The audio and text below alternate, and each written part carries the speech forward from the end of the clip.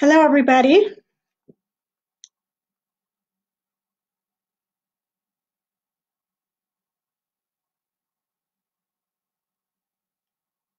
Hello, everybody. Welcome to our class. Today we're going to talk about where pleasure meets purpose. Hope you're all healthy and staying safe. My name is Yehudis Wolvovsky. My family and I live in Glastonbury, Connecticut, where we run a Chabad Jewish center. And so nice to be talking with you today. So I think for many of us, life feels very different than usual, where pace is a little different, slower. And maybe you can say even that there's not as many distractions. We're not being pulled in as many directions when we're running around, running to work, running to so many places. So, how are you filling your time? This definitely gives me, and from what I hear from friends, many more of us time to think about what we're doing each day, and really think about what's driving us each and every day, what's driving us to do what we do. And let me ask you, what drives you? What propels you to action? Is it pleasure? Is it purpose?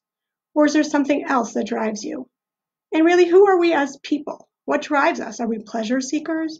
Are we purpose driven? Is everyone the same? How are we really built as far as what gets us to do what we do each day? And so one of the games I like to play, and one of the ways I like to help myself in that direction, is to play a game called the So That game. So why am I doing what I'm doing? I wake up in the morning so that I could get up and go to work. And I go to work so that I can make some money. And I make money so that I can feed my family, support my family. And we play the So That game until we get to the end of that. Why am I doing everything I'm doing? To take care of my family, whatever it may be. And the So That game may sound very different these days than it does other days.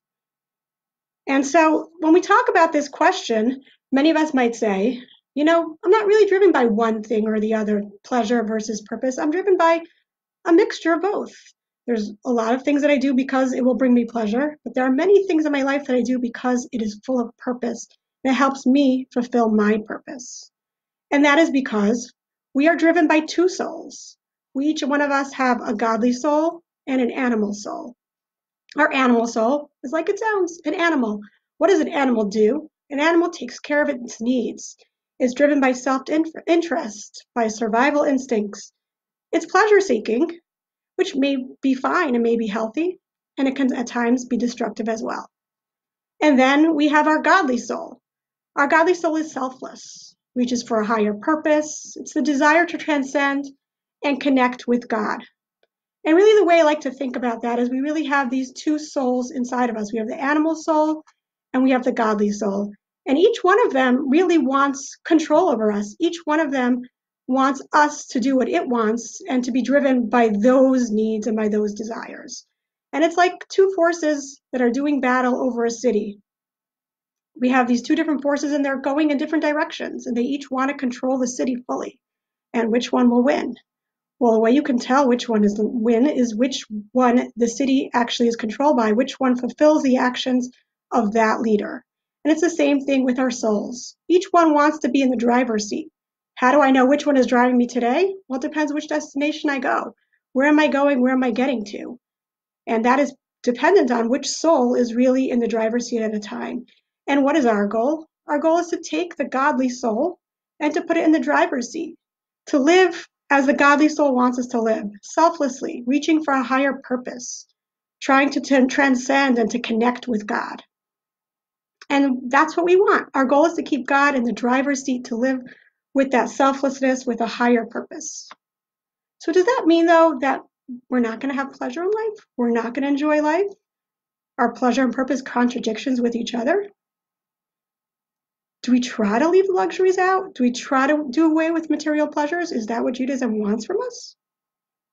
And the answer is no, definitely not. Pleasure and purpose are compatible. They can work together, and they should work together in a way that pleasure is purposeful and purpose should be pleasurable. So how does that work? How do we make our purpose more pleasurable and our pleasure more purposeful? So let me ask you this. Things are different now, and we're in the house more, we're not going out as more. What's going to happen after this all settles down? And we're going to have to get up and go to work, leave our house, and adjust to that pace of life where we're moving in lots of different directions and life is a lot busier, a lot noisier. When life gets back to normal, which is a word that we don't use in our house anymore, there is no normal. This is not normal. But what happens when we do settle down into the new normal, back out there interacting with the world on a daily basis? How are we going to do that? Will that be simple? Will we be able to do it in just the same way as we've done before? Or will we find it challenging? The noise, the interaction, the busyness, being pulled in so many different directions. Will that be easy for us? Will we all be able to do it in just the same way? Will there be a transition period to get into that? So there are actually a group of people who experienced this type of experience many thousands of years ago. And that was the Jews in the desert. Right after they left Egypt, we're about to commemorate that holiday of Passover. Thousands of years ago, they were in the desert for 40 years. And during that time in the desert, they really didn't have to worry about much. All their material needs were taken care of. They didn't have to worry about their food, their clothing. All they really had to worry about is their spiritual growth. But at that point in time, when they were looking ahead into moving on into the next phase, moving on into stepping out of the desert, stepping out of that spiritual bubble, it was something that they were very fearful of. They were fearful of leaving the bubble and going into the regular world where they would then have to straddle two worlds. They were wondering, is it possible? How can we fuse those two worlds? Now, I know for my children, if they meet their teacher somewhere else, they meet their teacher in the supermarket or the dentist or pediatrician, it's very uncomfortable for them. They're wondering, how on earth did my teacher leave school and come to the supermarket? Why is my dentist not in the dentist's office, right? Different worlds belong in certain places, and when they mix together, it becomes uncomfortable for us. And the Jewish people in the desert were wondering, how can we straddle two worlds? How can I be a Jew anywhere outside of the desert? How can I live a physical, material life and be a godly person? This was very confusing to them, and they were very fearful of this. How could it be that we can do both? Can we do both? Is it possible? Will we be consumed by the material world? Can we really be spiritual people in this world? And that is when Moses, shared one of the most important lessons in Jewish life with one of the important phrases that we say, one of our most important prayers, and that is the prayer of the Shema. Shema Yisrael, Adonai Eloheinu, Adonai Echad. Hear, O Israel, the Lord our God, the Lord is one. This is one of the most central prayers in Jewish life. It's said at the most important times. We say it with our children, with our babies before they're able to speak. It's recited the night before the baby has the bris. We say at the end of Yom Kippur, at the highest, most spiritual part of the whole service at the Ne'ilah, right before the fast ends, we recite this phrase of Shema Yisrael, listen, hear, O Israel. And people recite the Shema before they pass on. This is something that they want to hold on to, something they want to be on their lips before they pass on. Because Shema is a very important phrase. Shema is the answer to this question. And Shema was what Moshe was telling the Jewish people. Moses was telling the Jewish people in the desert. Don't worry about these two worlds. Because Shema Yisrael, Hashem Elokeinu, Hashem Echad. Don't worry. Everything in this world, everything is actually Echad. Everything is actually one. Now, if you think about this phrase of Shema Yisrael, it's interesting. Because what are we saying? Hear, O Israel, the Lord our God, the Lord is one. The word one actually makes you think that there could be two, or three, or four, or many. One doesn't seem to exclude other things. If you wanted to exclude other things, you wanted to say there's only one God, then you would say only. Why are we using the word echad instead of the word which is one, instead of the word only, yachid? Because we're learning a very important lesson here. And that is that everything in this world is echad, is one. Echad is not just a number one. Echad here is actually talking about not the number one, but the concept of oneness, of unity. When you talk about the word only only is exclusionary. Only means it's this and nothing else. It can't be anything else. It can only be this. We're not saying that God only includes certain things. What we're actually saying is one implies a unity, something that is inclusionary, not excluding anything, in fact. And this unity encompasses and pervades everything. We're saying God is one because everything is included in God. And all diverse parts of the world, of universe, are in harmony. Everything is in a unity. Everything is included in the Shema. And so in the Echad, when we talk about Shema, we're saying Shema really is our mission statement. What we're saying is that everything in life is expressing this harmony. And that our job, our goal, our mission statement is to live with this echadness in our world, live with this unity, live with this oneness, and to recognize that there really is no reality separate or a part of God. In fact, everything is an expression of Him. Everything is an expression of God. But looking around doesn't always seem that way. It doesn't always seem that everything is an expression of God. In fact, it's easy to say, I don't see God, I don't feel God, I don't know Him, He's not here. So how can we say that everything is included in Him and everything is one and echad? And that's because God created the world in that way. In fact, the world in Hebrew is olam. Olam actually comes from the word helem, which means hidden. God is very hidden in our world, and He created it this way because God is playing a game with us. He's playing the game of hide and seek. He's hiding, and we have to find him. How does that work? Our world is wearing a mask, and our job is to peel away that mask. There's so many parts of the world where we don't see God. He built it that way. He says, I'm going to create a world, and then you're going to have to find me. How do we find him? We have to uncover the God in every interaction, in every material thing, all parts of life. And with every interaction we have with the world, that's how we will uncover God. That's how we will find him. That's how we will peel away the mask and show, aha, I see God here. I can find him here. This is where he is.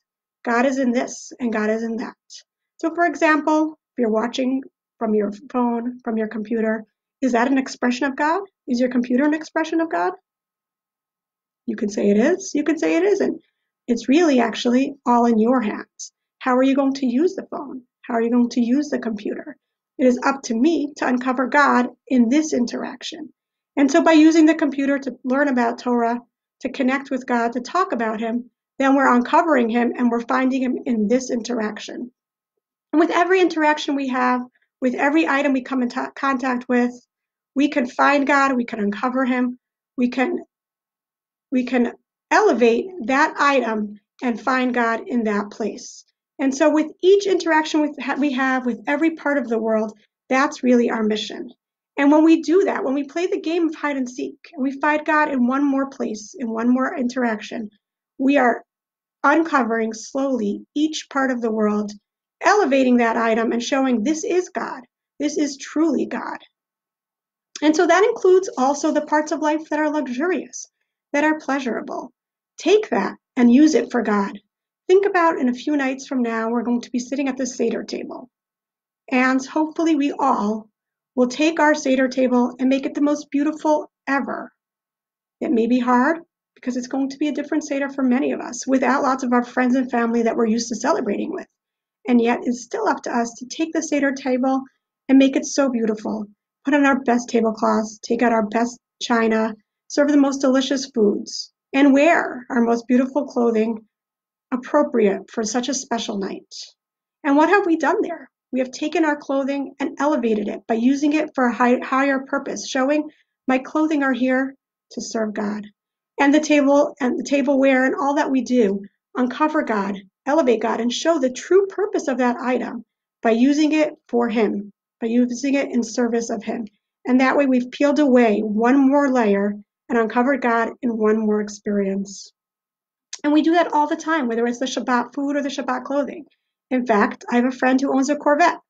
And you know when he's excited to bring it out of his garage? When we have a parade before Hanukkah and everyone puts up their menorahs on top of their cars and we have a menorah parade. He's in his Corvette. And you know what he's doing?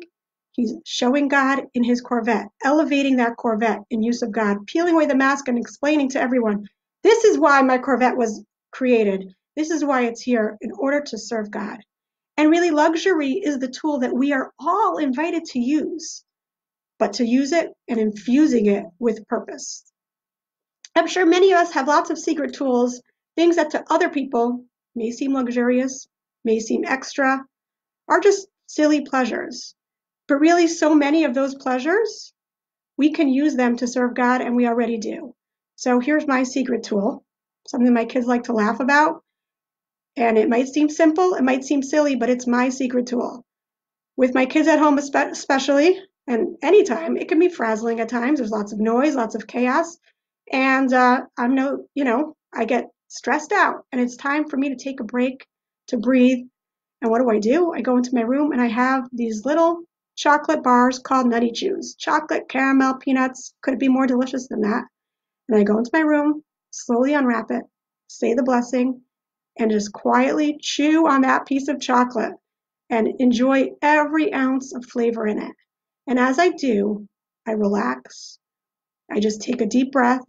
And it's kind of my restart before I head out of my room and I'm ready to see the kids again, ready to smile, to be happy, and to be patient.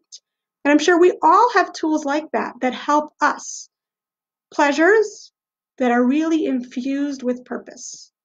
And we take those pleasures and we infuse them with meaning. We use them for something higher. Going on a vacation? Why? So I can be more rested, more relaxed, more ready to serve God with more energy. I'm going to have that piece of steak so I can have energy, so I can be more relaxed, more happy, and go ahead and learn some Torah, do mitzvahs. And so we all have luxuries, we all have pleasures. Let's infuse them with purpose. Let's reveal the higher purpose in those items. And so it's our mission really to remember that God is one, that Hashem is Echad, and to really plug ourselves into the higher purpose and reveal the holiness in each and every interaction. It's our job to infuse the pleasure with the purpose. And that really actually makes our pleasure so much more purposeful. Makes our pleasure so much more purposeful, which actually makes it even more pleasurable. And so let's try to find those ways of taking our pleasure, infuse it with purpose, and also take our purpose and make it more pleasurable. When we enjoy it, when we have more excitement in it, we're doing all that much better and infusing it with much more excitement and meaning, and that really elevates it even more. And the two should really be synced. The pleasure and the purpose should be synced with each other. And when we do this, we feel so much less frazzled and more wholesome because everything is really interconnected. It's not jumping between two worlds. It's really living in one world, working towards one mission, one goal of revealing God in each and every interaction. Now think about this. We talked about playing the so that game. Why do I get up in the morning? Why do I do what do I do? Why do I go to work? Now your so that game may sound very different these days because you may not be getting up and going to work. And so your so that game may be very short. I wake up in the morning and I sit on the couch and I talk to friends. And what's the so that there? Just think about that for a minute. I'm staying home. Why am I staying home? I'm staying home so that I can keep myself and my family safe and healthy. I'm staying home so that I can keep the people around me safe and healthy, so I can help our world heal and come to a better place. Is there anything more important than that? Is there anything that's more purpose-driven than that? And so it's not only about what we're doing, but what's the meaning behind it, what's the depth behind that. And as a mother, there are so many things that I do that don't necessarily feel elevated. As I go about my day, being the short order cook as everyone's at home, doing the dishes or doing diapers, it doesn't always feel elevated. It doesn't always feel inspired. But if I play the so that game, why am I doing this? So that I can take care of my family and raise my children so they can be happy and healthy. Is there anything more meaningful? Anything more elevated than that? And so as we play the so that game, sometimes we have to give ourselves more answers. Maybe take more time to think, what is the pleasure? What is the purpose here? And if we don't feel that it's purposeful enough, add a little more purpose to it. That is something that we all can do. And when we have that mindfulness about the purpose that is driving it all, then our pleasure becomes more pleasurable because it is infused with purpose. Now think about the places where the Shema is written. It is written in the Torah. It is written in Tefillin. The Shema is also written on our mezuzahs. Mezuzahs that go on each door of our house. And we notice these mezuzahs as we walk from room to room and as we leave the house. And the mezuzah is sharing a very important message. It's a very important reminder to each one of us. When we leave the house, we might think we're leaving this house and we're going into the big world. A world that is very diverse, a world that is fragmented. But actually, the mezuzah can remind us of something else. Whether you're in the house or out of the house, everything is included in the echad. Everything is included in that oneness, in that unity, in the greater purpose. Or we may walk from room to room in our house, and each room has a different consciousness to it, a different mission that's there, a different purpose, different activity, different mood, even different clothing that we wear in different rooms of our house. And so you might look at your house as a very fragmented place, kind of representation of our life where we do all sorts of different things throughout our day. And that can make us feel fragmented and make us feel like we're juggling so many different things. Actually, nowadays, when you move from one room to your house to another, that's the big trip of the day. That's where I'm going today, moving from my couch in my living room to the couch in the playroom, right? But really, if you look at the mezuzah on the door of each room, as you walk from space to space, it's important to remember that it's not fragmented and we're not just juggling roles and responsibilities. The Shema in that mezuzah is telling us something very important. Regardless of which room you're in, regardless of what your hands are doing, everything fits in to the echad because it is all one. It is all tied with the same purpose. We're not really being pulled in different directions. Our purpose might bring us to different places, but it all fits under the one umbrella, the echad of our lives. And if we take the time to think about that, to think about the fact that really everything is unified under this umbrella, under this echad, it brings us actually to harmony. And this harmony can bring us to greater joy. And so let us all take the time to see the echad in all we do, to find the echad in the world, to find the echad in each interaction. And when we do, when we uncover each echad, when we uncover the God, Hashem, in each interaction we have with each item that we use, we will slowly start to see those spots of light that slowly spark up throughout our world. And as the light fills up the world, soon there will be a world where we will see God in every interaction. We'll see God in everything that happens. And that will be the perfect world of Echad, the world of Mashiach, where we will be able to see God clearly in so many different ways. And everything that we see around us will be a world of goodness where we can see Hashem as Echad. May it be so very soon.